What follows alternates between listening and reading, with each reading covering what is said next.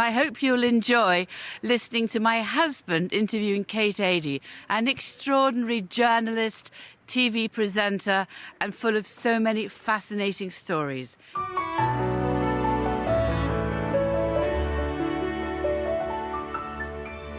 Well, hello, I'm Lord Carnarvon, and we're in the study of Highclere Castle, and I'm with Kate Adie, the world-renowned BBC's chief news correspondent for many years, and of course involved in many of the war zones around the world.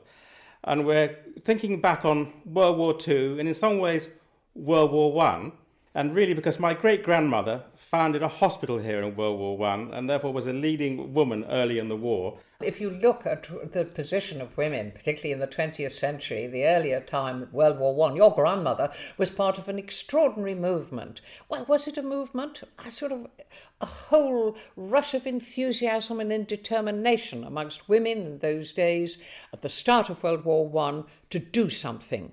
They didn't want to be just left behind. There wasn't a question that they'd be asked about the war and running it or starting it because women weren't in Parliament. They didn't have the vote. But when war began and all the men joined up, these women thought, what can I do to do my bit? Your grandmother was part of a very large number of women who went into nursing, some of who turned their houses into hospitals, others who went abroad, right across all the theatres of war. And some of them were complete amateurs, just volunteering and finding themselves in the thick of it, just behind the front lines, and in some instance under fire. These women changed life along with huge numbers of others during that war who all took up jobs from everything like the munitions factories to engineering and everything else. They changed life for women because they showed that women could do it. And come the Second World War, again a challenge for women, and there wasn't a single woman really in this country who wasn't affected by that war, even if it was someone who didn't join one of the enormous number of organizations such as Women in Uniform, in nursing, women who were running canteens, women who went into engineering and munitions, extraordinary number of things that women did. Ordinary housewives at home, if I may call it that, if that's what they'd be described at then, had to put up with rationing. They had to have blackout curtains. They had to they queued for every single thing they went shopping for, long queues, always carrying a little string bag just in case. And these women also were possibly going to be bombed out of their houses in some parts of the country. There wasn't a woman who wasn't involved somehow in the war. And there again, lots of these women were pioneers. They showed that women could shoulder responsibility, face the worst of circumstances, and were essential to winning the war. Yes, well, just not far south of here, Southampton, the edge of Southampton, Eastleigh, was the chief Spitfire making area. And of course, they had to move the factories round and round to avoid bombs, and women were very much involved in the manufacturing side of things. They did that. They manufactured the ammunition. They made the uniforms. They went onto the land and grew the food. They went into the woods and were timber jills. They drove lorries. They learned different skills. Some of them went abroad for all kinds of reasons, from the NAFI to special operations agents dropped in behind enemy lines. It's a fantastic story. I visited that extraordinary airfield, Tempsford, in Bedfordshire, where inside this old brick building they have the memorials to those ladies who were lost having landed in France. Well, of course, in World War II, you mentioned the Battle of Britain. There were very capable lady pilots, but they were just used for shifting aircraft around rather than pressing the button and firing at being on the sharp end. But do you think things have changed in that way? Well, they have, because I managed some years ago to interview one of the elderly ladies then, who had been one of the ATA, the Air Transport Auxiliary. And she was absolutely, she was an absolute firecracker. And she described coming onto an airfield in the dead of night, a small strip in front of a factory shed manufacturing the planes there and then and being pushed out onto the strip to be flown to the RAF stations. And I said, well, what was it like? She said, well, you just handed over your chit, got a chit for the plane, you got inside, and I said, well, how did you know how to fly it if it was a new sort of plane every few months? She said, well, you sort of pressed everything and twiddled everything and then just sort of grabbed hold of the stick and went, off we go. I said, that sounds frightening. She said, not as frightening when you're in the air and you're not quite sure how to land it. And these women landed at RAF airfields, handed over the aircraft, and she said to me, many a time I handed over after a freezing flight in those little aircraft, all exposed, soaked to the skin, late at night, having flown for maybe an hour or so, and someone said, thank you very much, and you said, any chance of a cup of tea? No, I'm sorry, ladies are not allowed. And that was the degree of prejudice, and not one woman was ever allowed to fly, as they say, within the Air Force during World War II. Well, I'm sure they'd have done a fantastic job if they were actually fighting with guns and ammunition and having a go, because, of course, that actually does now happen in their forces. Women are fighting in their forces now, aren't they? I know things have changed so much.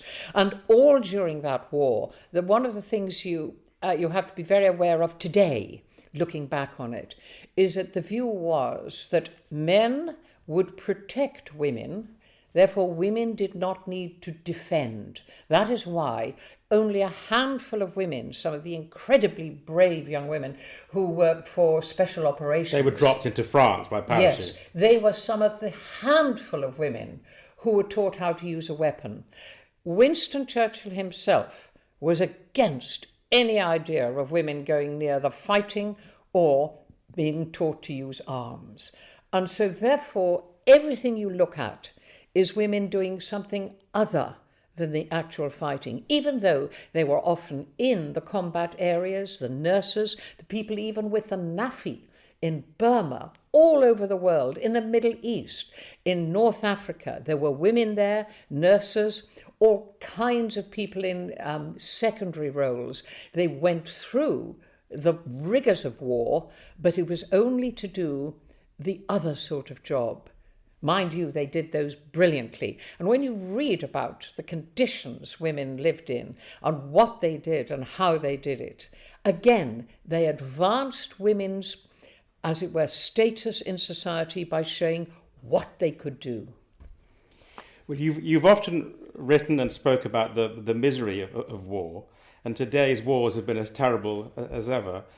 What do you think of the recent situations in wars like Syria, where civilians are on the receiving end of so much damage? Look, we must get rid of the old idea of battlefields. The idea right through medieval times that you sort of had an appointed time and the armies of professional soldiers arrive onwards, right through the centuries. Nowadays, war, to borrow from one of our senior generals, war is amongst the people, and therefore men may get weaponry. They often join militias, groups. They're concentrating on certain kinds of fighting. But what happens to the towns is that women, children, elderly people are there, and that's when the bombers and the artillery does it work. And when you think of all the pictures that have been on television in the last few years, Syria, Iraq, and so on, Yemen today, Libya today, the people you see picking through the ruins are the housewives, the grannies, the wives. Nobody has given them a gun, same prejudice since World War II that we met there. They've had to stay, and they are in the front line. In fact, there isn't such a thing as a military front line in most conflicts now. People attack the civilian population, the nation, as it were, and it's done on purpose. There's no mistakes here. They intend to lower morale, crush society, and that's what they do. So women are it's thought, dying in larger numbers in present conflicts than men. I'm sure, and we understand that as a terrible situation, which in a way leads on to children and refugees and children without parents. And we hear of these appalling stories of ever more children trapped on islands in the Aegean wanting a home in Europe. How do you think the world is treating these people now? Well, if we believe in society and human beings doing their best, you have to think that what makes us tick as human beings is care for others. That's what lies at the basis of a decent society, and not just your immediate family. The more sophisticated a society, the more education we have, the more we realize we're all interconnected. And that goes for the environment as well. And we have to care for people. And if you care for people, they remember it. I think this is a tremendous lesson, actually, from World War II. When I was growing up, some years after that war, I still remember going to the newsreel theatres, which we had in those days, and seeing lines of people on the newsreels. And this was 10 years after World War II finished, of people who were refugees trying to get home or trying to make it to another place. It's not a new idea, particularly in the last 100 years. And time and again, I've met people who were shown kindness then, who took up offers of shelter and help in other countries and never forget it, because their lives, they can start to rebuild again. And I think you have to remember that the refugee argument isn't entirely negative. It should be positive to say, if you help people, more good will happen. I'm sure, because they could be, in those huddled masses of misery, there may well be amazing and talented people there. I think we have to remember that they do deserve a new home. But just generally on mankind over the last 60, 70 years has had extraordinary advances in every type of technology, medicine and progress.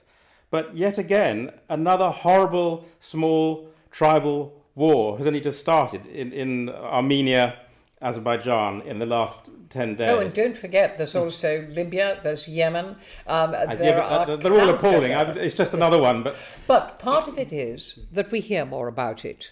If you have media covering the world, you get more information. Think of people in Victorian times who, until the Crimean War in the 1850s, most wars that the British were involved with were over before anybody knew they would started. And they certainly didn't get daily battle information or casualty information. Today we hear it almost instantaneously. And so we become more conscious of it. On the other hand, all the technology that we're using to hear and see that, we should be using to say, how can we make the world better? We should know more about things. We should be we should, as democratic people in democratic systems, countries, we should be putting more pressure on to say, we can stop this. We can push for negotiations, ceasefire. We can help people. We can say, can we do something? We can't intervene in every fire that's ablaze, but we can actually suggest how we can help to put things out to make things better.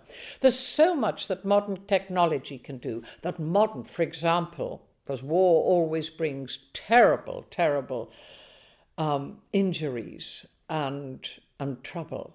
We have now amazing technology for surgery, for helping people, for keeping people alive. We need to sort of remember we're all part of one tiny planet. Go out at night, look at the stars, and realize we're a minuscule speck in this fantastic universe. And yet, boy, look how we've come from primeval times. And we should use everything that we've got and learned to make life better and better right. It sounds a bit Pollyanna-ish, but I think you've got to be positive. You've got to say, I can make a difference. A lot of people think, well, what can I do? Everyone can at least check on their neighbour, give someone a cup of tea, put £1 into a charity box, and occasionally write a letter to an MP or stand for Parliament. You can do things in a democracy, and so many of us could do more, me included. Quite a few wars probably are going to be part of problems with resources and water and pollution and food, that kind of thing. Do you think we are looking after our planet well enough, or we all ought to think about that as much as... Well, there are far more people now who know what dangers are posed to the planet. There are people who are absolutely expert in what we're doing with food waste, with the wrong kinds of agricultural practices, the sort of things that people had to learn 2,000 years ago to change, to make things better, to improve crops, to improve food distribution, to make sure that fewer people are hungry, to know that we mustn't leave the planet a filthy mess. We know what belches out poison, particulates, muck into rivers, sewage into the sea. We should do something about it. We know about these things.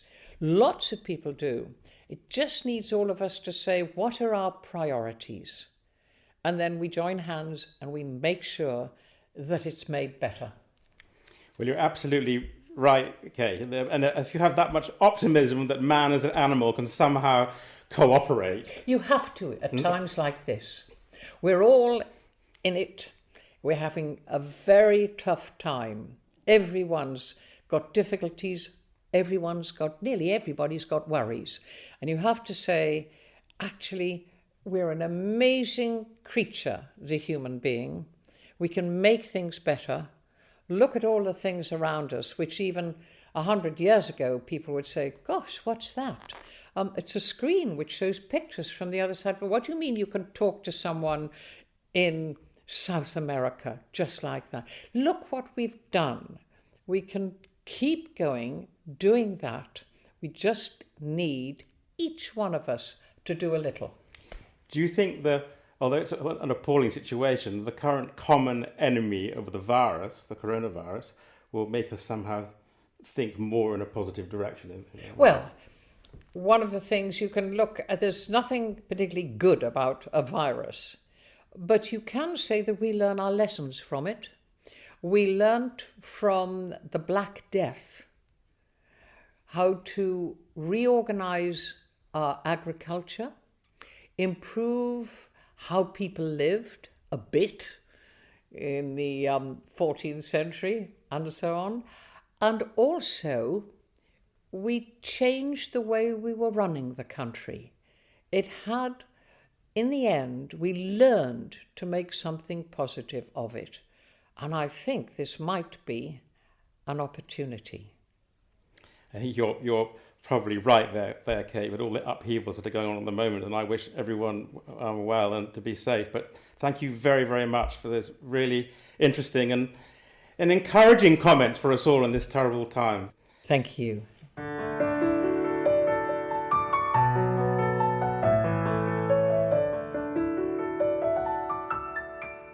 Thank you so much for listening to this week's podcast. I don't want you to miss out on the next one, so please do try and press the subscribe button.